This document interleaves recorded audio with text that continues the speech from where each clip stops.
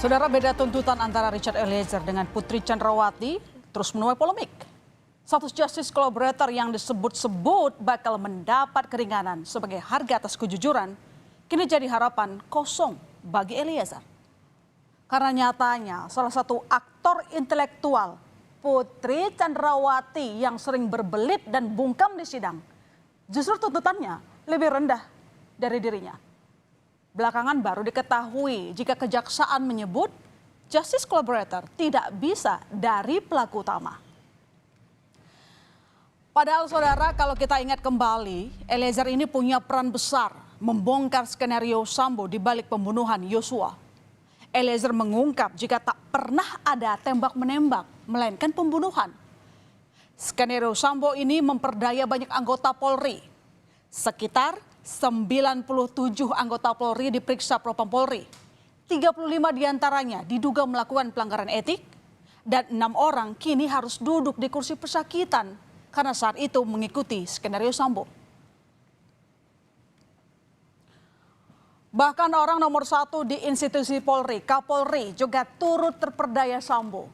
Pada September 2022, Kapolri Jenderal Listio Sigit Prabowo pernah mengaku terkena prank oleh Ferdy Sambo yang dengan meyakinkan mengatakan tewasnya Yosua disebabkan peristiwa tembak-menembak.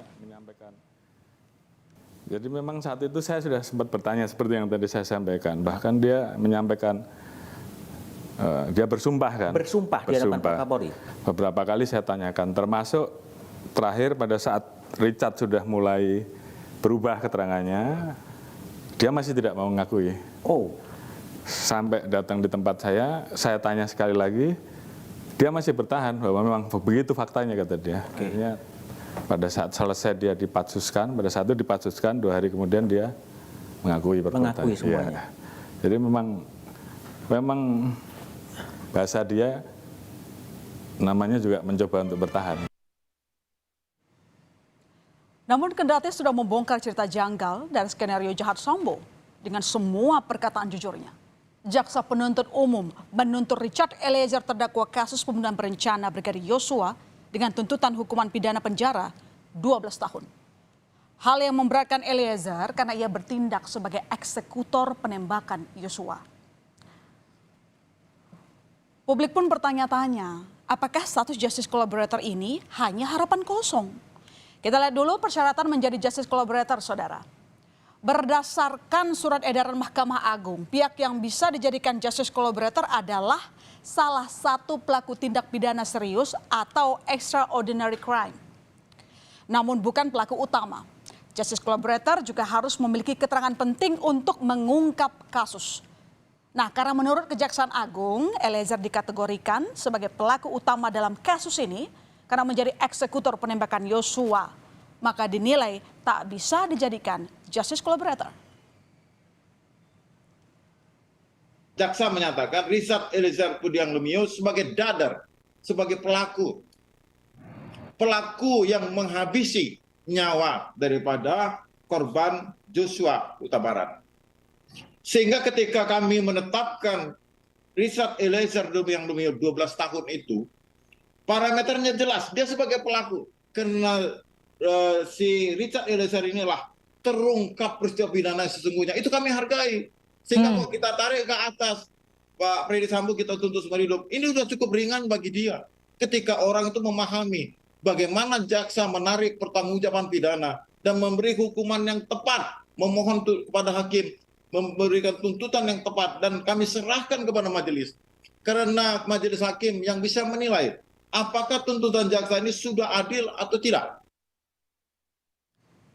Sebelumnya alasan Eliezer mengajukan diri sebagai justice collaborator karena adanya pergolakan batin dan keinginannya untuk jujur membongkar skenario Sambo. Dan saat itu LPSK yang melakukan penilaian menyatakan Eliezer layak menjadi justice collaborator karena Eliezer dinilai memiliki keterangan penting serta menurut LPSK Eliezer bukan pelaku utama. Pernyataan LPSK saat itu berbeda dengan keterangan kejaksaan. Penting karena dapat mengungkap tindak pidana pembunuhan berencana terhadap Brigadir J dan pemohon mempunyai pemohon menyampaikan atau tidak memiliki motif, maksud atas peristiwa pembunuhan tersebut. Pemohon memiliki keterangan penting terkait dengan peristiwa pembunuhan Brigadir J. 3. Pemohon bukan pelaku utama.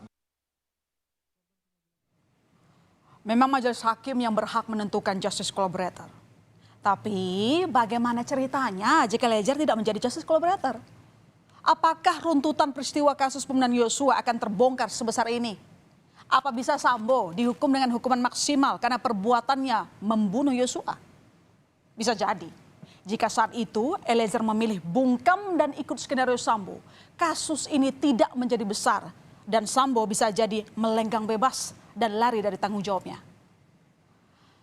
Meski demikian, saudara, Lembaga Pelindungan Saksi dan Korban LPSK menyesalkan tuntutan 12 tahun penjara bagi Richard Eliezer. LPSK menilai jika rekomendasi keringanan hukuman sebagai penghargaan atas kejujuran Eliezer dalam membongkar kasus pembunuhan Yosua ini seolah tidak diperhatikan jaksa. Kejaksaan meminta LPSK untuk menghormati tuntutan jaksa karena wewenang memberikan tuntutan berada di ranah Kejaksaan Agung dan tidak bisa diintervensi lembaga manapun. Dan dia sudah menunjukkan komitmennya, menunjukkan konsistensinya untuk mengungkap kejahatan ini secara terang benderang. Bahkan kalau tidak ada pernyataan dan keterangan dari Richard, pengakuan dari Richard, kasus ini juga nggak akan terbuka ya, bahwa kasus ini adalah sebuah kejahatan tindak pidana pembunuhan.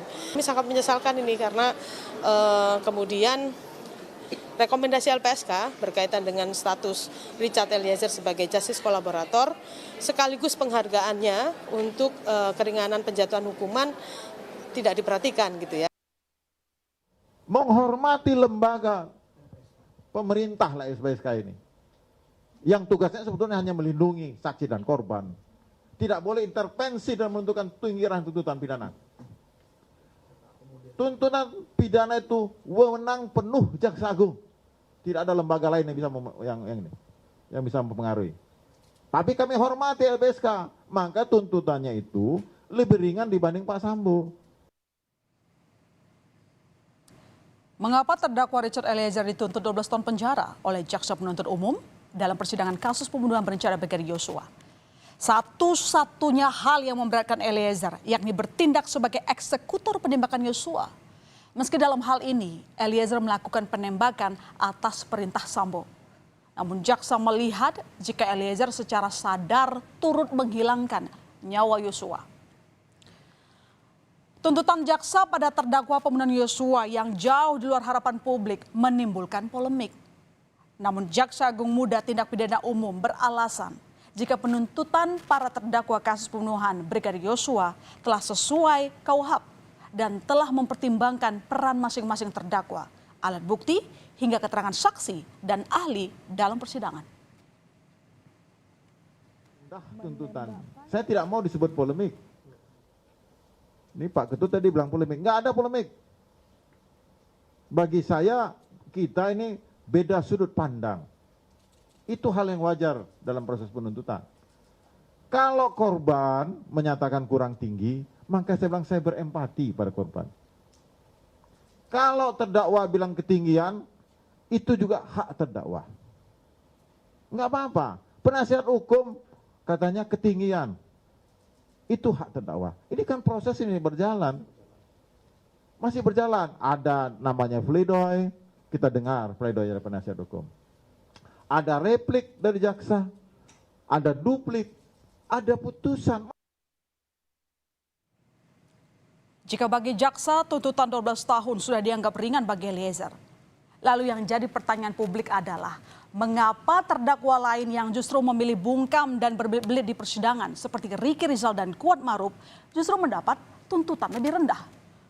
Bahkan Putri Chandrawati yang disebut sebagai pemicu terjadinya pembunuhan ini tuntutannya juga lebih ringan dari Eliezer, yakni 8 tahun penjara. Harapan publik kini bergantung pada majelis hakim akan memberikan vonis seadil-adilnya.